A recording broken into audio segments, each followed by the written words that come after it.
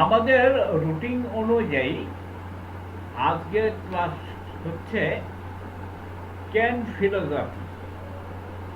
আমরা Organon of মেডিসিনের নাম জানি। আমরা বলেছিলাম যে অর্গানন অফ মেডিসিন হচ্ছে হোমিওপ্যাথির সংবিধান। অর্থাৎ একটা রাষ্ট্র যখন পরিচালনা হয়, সেই রাষ্ট্রটা একটা সংবিধানের উপরে ভিত্তি করে সেই রাষ্ট্রটা পরিচালনা হয়। তেমনি হোমিওপ্যাথরা তাদের নীতি নির্ধারক, কীভাবে হোমিওপ্যাথিক ওষুধ প্রয়োগ করা হবে সেই বিষয়ে বিস্তারিতভাবে ডিরেকশন যেটা দেওয়া আছে সেটা হচ্ছে অর্গানন অফ মেডিসিন।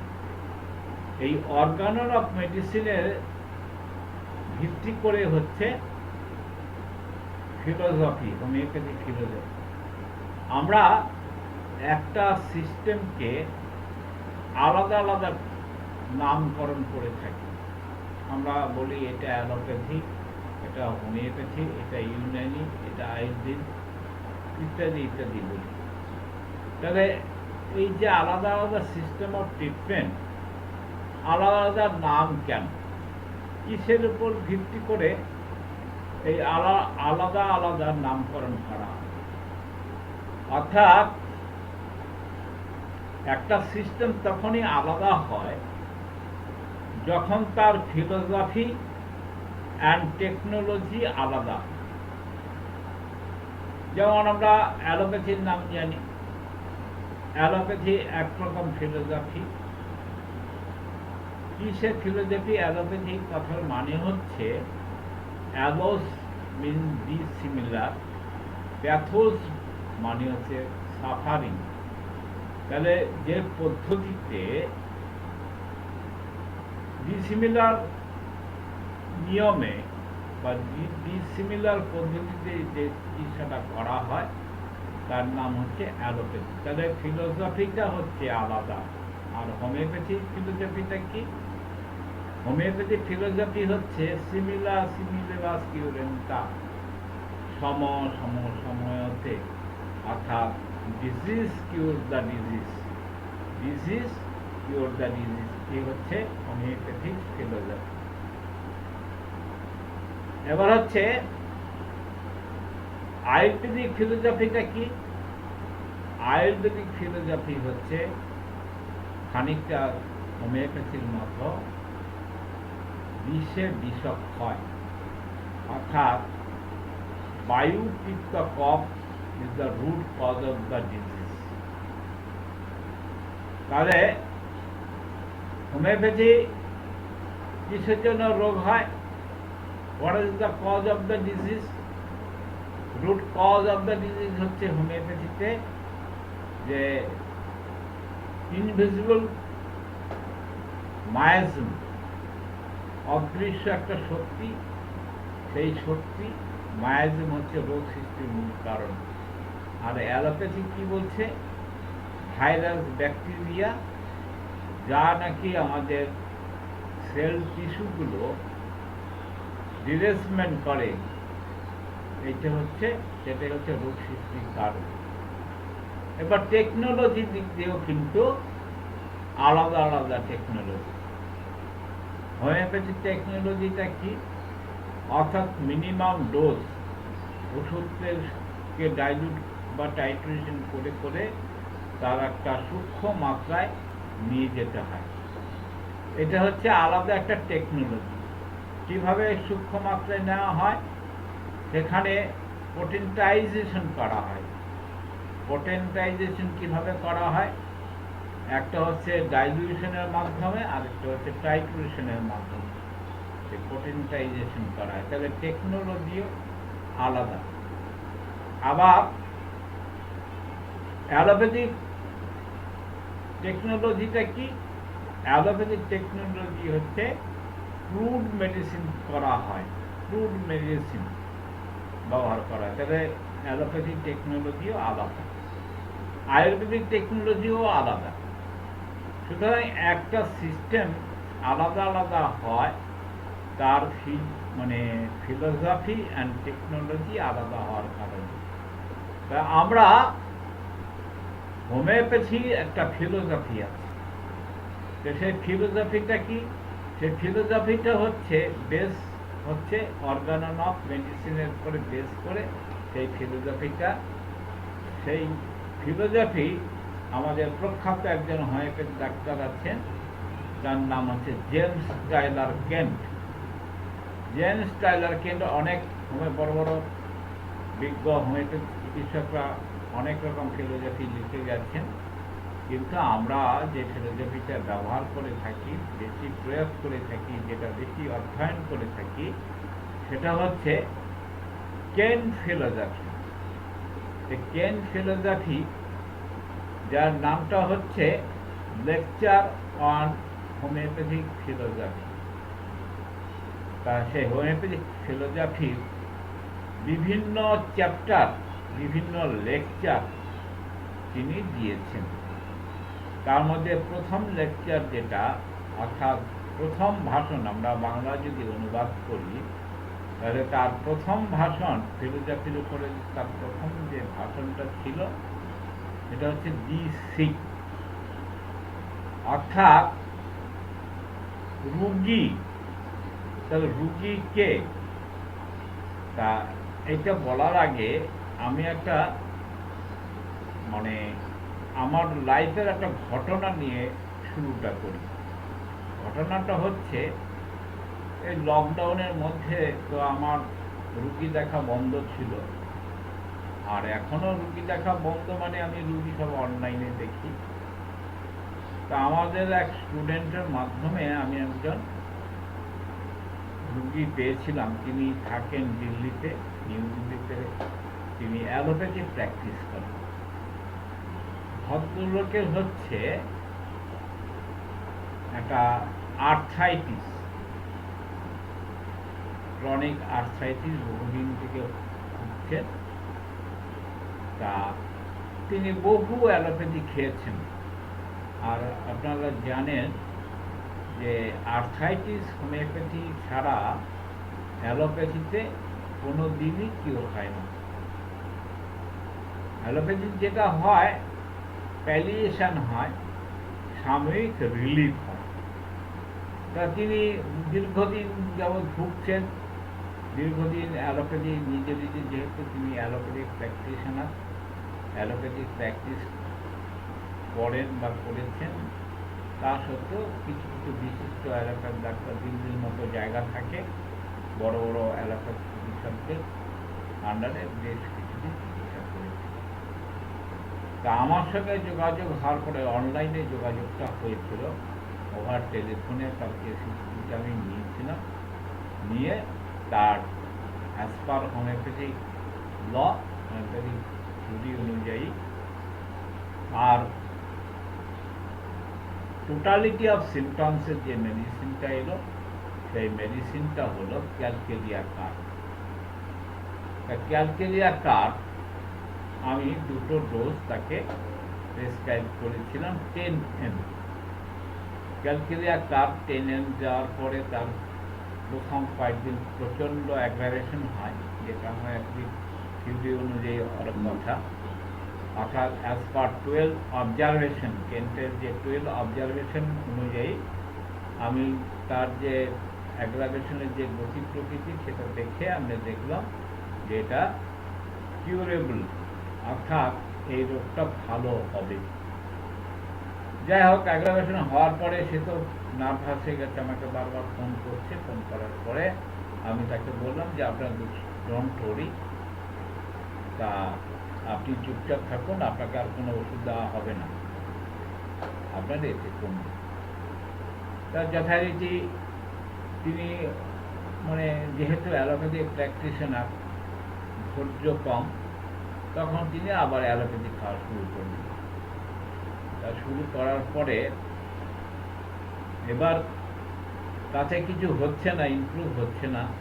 আবার আমাকে ফোন করে বলছে, ডাক্তারবাবু আপনি একটা কাজ করুন, আমাকে আর কিছু না, আমার অন্য কিছু দিতে হবে না, আমাকে আরএস ফ্যাক্টরটা ফেলে গেছে, তার জন্য ওষুধ দিন। এবার যেহেতু আপনারাও হোমিওপ্যাথি পড়াশোনা করছেন, আমি আপনাকে প্রশ্ন করব যে তাকে আমরা কি ওষুধ দেব? আমাদের আরএস ফ্যাক্টর বেড়ে যাওয়ার জন্য কি কোনো ওষুধ আছে? আপনাদের অভিজ্ঞতা দেখবেন বা অনেক স্টুডেন্টরা বলে, ডাক্তার আমার কি হয়েছে, আমার রোগটা কি?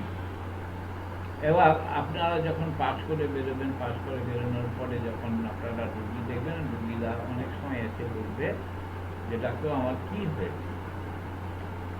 তাহলে হোমিওপ্যাথির দৃষ্টিতে আপনি কি বলবেন? তার রোগী কোনো রোগের নাম বলবেন?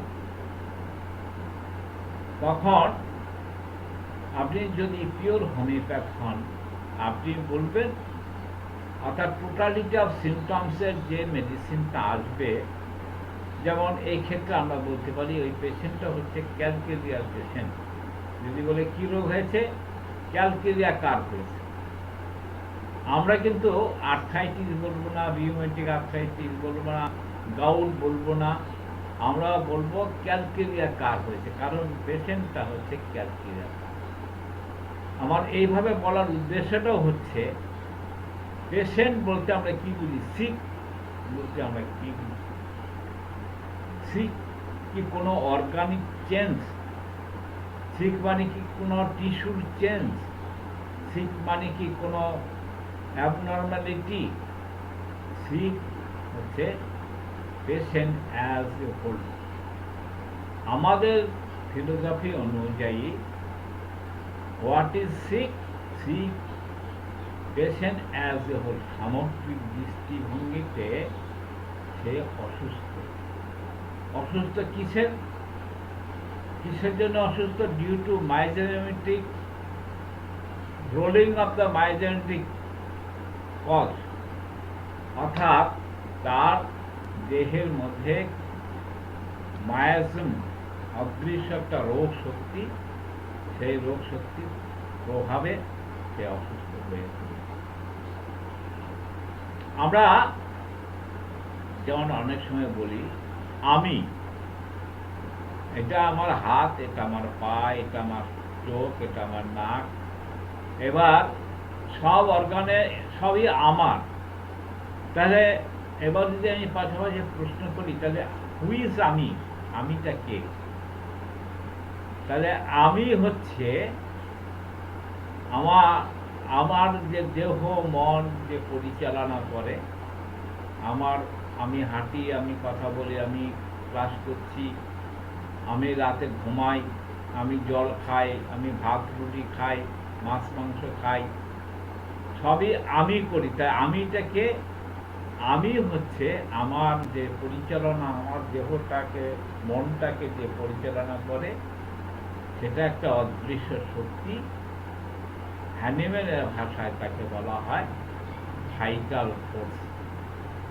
তাহলে একটা সিক পারসন, সে অসুস্থ হলো, তার নানা রকম লক্ষণ হলো, তার মাথার যন্ত্রণা হতে পারে, তার মাথা ঘুরতে পারে, তার গা বমি বমি করতে পারে, তার ভালো ঘুম হচ্ছে না, তার সুগার বেড়ে যেতে পারে, তার প্রস্রাব বারবার প্রস্রাব হতে পারে, তার ঘন ঘন পায়খানা হতে পারে। তাহলে এই সবগুলি হচ্ছে লক্ষণ। অর্থাৎ আমি যে ভাইটাল ফোর্স, আমি ভাইটাল ফোর্স একটা অদৃশ্য শক্তি, সেই শক্তিটাই হচ্ছে অসুস্থ হয়েছে। অর্থাৎ আমি অসুস্থ হয়েছি, আর আমি অসুস্থ হয়েছি বলে তারা আমার নানা রকম লক্ষণগুলো প্রকাশ করতে পারে। তাহলে আমরা আগের দিনও বলেছি, what is the symptoms? Symptoms is the outward manifestation of internal derangement of vital force. অর্থাৎ আমার মধ্যে যে ভাইটাল ফোর্সটা রয়েছে, অদৃশ্য একটা জীবনী শক্তি, সেই জীবনী শক্তিটা অসুস্থ হয়েছে। তার সেই অসুস্থতা আমরা প্রকাশ করি বিভিন্ন লক্ষণের মাধ্যমে। সেই লক্ষণটা হচ্ছে আউটওয়ার্ড ম্যানিফেস্টেশন। সেই লক্ষণের মাধ্যমে দিয়ে আমরা প্রকাশ করি যে আমি আমার ভাইটাল ফোর্স, আমি অসুস্থ, পেশেন্ট অ্যাজ এ হোল, আমি অসুস্থ মানে আমার ভাইটাল ফোর্স অসুস্থ হয়েছে বলেই কিন্তু আমার বিভিন্ন রকম লক্ষণটা হচ্ছে। তার মানে রোগটা কিন্তু অ্যালোপ্যাথিক দৃষ্টিভঙ্গিতে এটা টাইফয়েড, কলেরা, ডায়রিয়া এ ধরনের কিছু নয়। অর্থাৎ অ্যালোপ্যাথরা ডিজিজটা ডায়াগনোসিস করে, ডিজিজ নিয়ে তারা কথা বলে। তারা বলে তোমার ক্যান্সার হয়েছে, তোমার লিভার হয়েছে, তোমার জন্ডিস হয়েছে, তোমার হেপাটাইটিস বি হয়েছে। এই সমস্ত অ্যালোপ্যাথরা বলবে। আমরা কিন্তু হোমিওপ্যাথিক দর্শন অনুযায়ী আমরা কিন্তু বলবো পেশেন্ট অ্যাজ এ হোল, অর্থাৎ সিক পার্সন হচ্ছে তার সেই ভাইটাল ফোর্সের ডিরেসমেন্ট, অর্থাৎ জীবনী শক্তির যে ইন্টারনাল ডিরেসমেন্ট হয়েছে, সেই ইন্টারনাল ডিরেসমেন্টটা হচ্ছে সে অসুস্থ হয়ে পড়েছে। তাহলে হোমিওপ্যাথি ফিলোসফি আর অ্যালোপ্যাথি ফিলোসফি সম্পূর্ণ আলাদা। অ্যালোপ্যাথি হচ্ছে, আমরা সবসময় বলে থাকি, allopath is the patient not disease. Allopath রোগীর চিকিৎসা করে না, রোগের চিকিৎসা করে। অর্থাৎ টাইফয়েড হয়েছে, না ক্যান্সার হয়েছে, না হেপাটাইটিস বি হয়েছে, না কলিক পেন হয়েছে, না লিভার ডিসঅর্ডার হয়েছে, না কিডনি ডিসঅর্ডার হয়েছে, না ডায়াবেটিস হয়েছে, এই সমস্ত ডিজিজ ডায়াগনোসিস করবে অ্যালোপ্যাথরা। অর্থাৎ অ্যালোপ্যাথরা হচ্ছে treat the disease not patient. তারা পেশেন্টের চিকিৎসা করে না, তারা রোগের চিকিৎসা করে, রোগীর চিকিৎসা করে না। আর হোমিওপ্যাথ সম্পূর্ণ আলাদা। হোমিওপ্যাথ কী করে? Homeopath treat the patient not disease. সে রোগের চিকিৎসা করে না, রুগীর চিকিৎসা করে। রুগীটাকে পেশেন্ট অ্যাজ এ হোল, অর্থাৎ ভাইটাল ফোর্স। রুগীটা হচ্ছে ভাইটাল ফোর্স, জীবনী শক্তি। জীবনী শক্তি ডিরেসমেন্টের জন্যই কিন্তু রোগটা হচ্ছে, রোগটা নানা রকম বহিঃপ্রকাশ হচ্ছে বিভিন্ন লক্ষণের মাধ্যমে। তাহলে দুটো ফিলোসফি কিন্তু আলাদা। তাহলে আমরা সিক বলতে সিক পার্সন, সিক পার্সন বলতে হচ্ছে ভাইটাল ফোর্স। অর্থাৎ আমরা যে রুগীটা দেখি তার যে লক্ষণগুলো কালেক্ট করি, এটা হচ্ছে তার ভাইটাল ফোর্সের ডিরেসমেন্ট। তাই আমরা যখন হোমিওপ্যাথি চিকিৎসা করব, তখন আমরা কি করব? আমরা কোনটা করব? আমরা প্যাথোলজিক্যাল ফাইন্ডিংস করব, আমরা রেডিওলজিক্যাল ফাইন্ডিংস করব, আমরা বিভিন্ন রকম স্ক্যান করব, না কেস হিস্ট্রি নিয়ে টোটালিটি অফ সিমটমসটা দেখব। এ প্রসঙ্গে আমার একটু বলার আছে, সেটা হচ্ছে হোমিওপ্যাথিক দিকপালদের যে ইতিহাস, যে হিস্ট্রি অফ দ্য হোমিওপ্যাথ, তাতে দেখা গেছে যে পশ্চিমবঙ্গ, কলকাতা, ভারতবর্ষ, গোটা ওয়ার্ল্ডের ইতিহাসে দেখা গেছে যারা অ্যালোপ্যাথ থেকে হোমিওপ্যাথিতে এসছে, those who are converted from allopath, that homeopathরাই হচ্ছে পৃথিবী সারা বিশ্বের কিন্তু নাম করা হোমিওপ্যাথি। স্যামুয়েল হ্যানিম্যান, তিনি একজন প্রখ্যাত অ্যালোপ্যাথ ডাক্তার ছিলেন। জেমস টাইলার কেন একজন প্রখ্যাত অ্যালোপ্যাথ ডাক্তার ছিলেন। তারপরে হচ্ছে কনস্ট্যান্ট হেরিং, একজন প্রখ্যাত অ্যালোপ্যাথ ডাক্তার ছিলেন। আমাদের দেশে জিএন কাঞ্জিলাল, তারপরে জ্ঞান মজুমদার, তারপরে doctor Sarkar, all are converted from allopath। এবার হচ্ছে কেন অ্যালোপ্যাথ থেকে কনভার্টেড হয়ে হোমিওপ্যাথিতে এলে তারা ভালো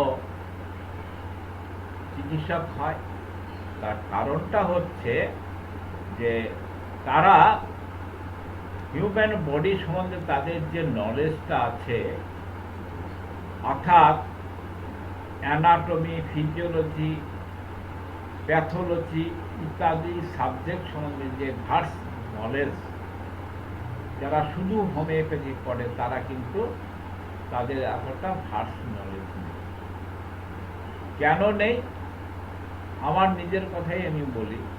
আমরা অ্যানাটমি পড়েছি, আমরা ফিজিওলজি পড়েছি, আমরা প্যাথোলজি পড়েছি, আমরা সার্জারি পড়েছি, গাইনোকোলজি পড়েছি, মেডিকেল জুরিসপ্রুডেন্স পড়েছি, মিডওয়াইফারি পড়েছি, এত কিছু সাবজেক্ট পড়েছি, কিন্তু আমাদের মাথার মধ্যে একটা জিনিসই ছিল, আমার ততটুকুই পড়তে হবে যতটুকু পাস করার জন্য আমার প্রয়োজন। কিন্তু ফার্স্ট নলেজ গ্যাদার করার জন্য আমরা বেশি জোর দিয়েছি কোন সাবজেক্টের উপরে? আমরা জোর দিয়েছি ফিলোজফি, অর্গানন অফ মেডিসিন, তারপরে মেটেরিয়া মেডিকা, এই সমস্ত সাবজেক্টের উপরে বেশি জোর দিয়েছি। এমনকি আমরা ফার্মেসির উপরে তেমন কিছু জোর দিয়েছি। স্বাভাবিকভাবে আমাদের কিন্তু অ্যালোপ্যাথ ডাক্তারদের যে পরিমাণে অ্যালাইড সাবজেক্টের উপরে ভার্স নলেজ আছে, যারা মানে একেবারে শুরু থেকে হোমিওপ্যাথি পড়াশোনা করেছে, তাদের কিন্তু অতটা ভার্স নলেজ নেই। এর ফলে কি হচ্ছে, আমরা অ্যানাটমি, ফিজিওলজি, প্যাথোলজি, গাইনোকোলজি, এই যে সাবজেক্টগুলো, এই সাবজেক্টগুলো আমাদের কি উপকারে লাগে? অর্থাৎ আমরা হোমিওপ্যাথি চিকিৎসার ক্ষেত্রে যে জিনিসটা দেখেছি সেটা হচ্ছে ব্যক্তি স্বাতন্ত্রীকরণ, অর্থাৎ ইনভাইডালিজেশন। এই ব্যক্তি স্বাতন্ত্রীকরণের ক্ষেত্রে কিন্তু আমাদের খুব সহায়ক হয়। এটা হচ্ছে আনকমন পিকুলার সিমটমস। যে সিমটমসগুলো আমরা হোমিওপ্যাথি দর্শন অনুযায়ী, হোমিওপ্যাথি ফিলোসফি অনুযায়ী যেটা বলে থাকি, যে 1000 symptoms is not a symptom but one symptom is a symptom। অর্থাৎ আনকমন পিকুলার সিমটমস, রেডব্যান্ড সিমটমস হচ্ছে হোমিওপ্যাথি চিকিৎসা ক্ষেত্রে সহায়ক। এই সহায়ক হওয়ার জন্যেই কিন্তু আমাদের যারা those who are converted from allopathy, তারাই কিন্তু বেশি সাকসেসফুল।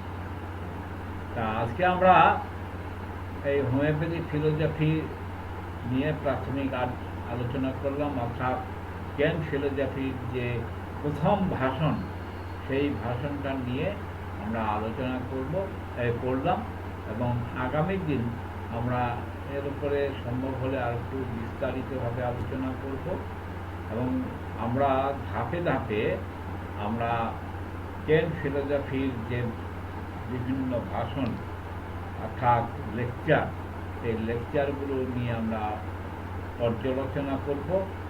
এটা হচ্ছে আমাদের হোমিওপ্যাথি ওষুধ নির্বাচনের ক্ষেত্রে একটা সহায়ক হবে।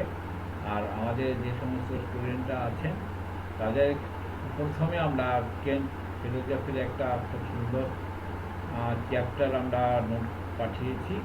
এটা হচ্ছে কেন্টের 12 অবজারভেশন। এই 12 অবজারভেশনটা খুব ভালোভাবে রপ্ত করবেন, কারণ ভবিষ্যতে সেটা কিন্তু আপনার বাস্তব জীবনে, মানে চিকিৎসা জীবনে খুব কার্যকরী হবে। অর্থাৎ ওষুধ নির্বাচনের ক্ষেত্রে মেডিসিনাল অ্যাগ্রাভেশন হলে আমাদের কী করণীয়, কোন রোগটা কিউরেবল আর কোনটা ইনকিউরেবল, সেই সম্বন্ধে ধারণা তৈরি হয়। সুতরাং আমরা যে মেল করে যে সমস্ত নোট পাঠিয়েছিলাম কেন্টের 12 অবজারভেশন, এই 12 অবজারভেশন ভিডিওটাও দেখবেন, এবং নোটও পাঠিয়েছি। নোটগুলো মোটামুটি ভালোভাবে বারবার রিপিটেড হবে করবেন, কারণ এটা কিন্তু প্র্যাকটিক্যাল লাইফে খুব কার্যকরী হবে।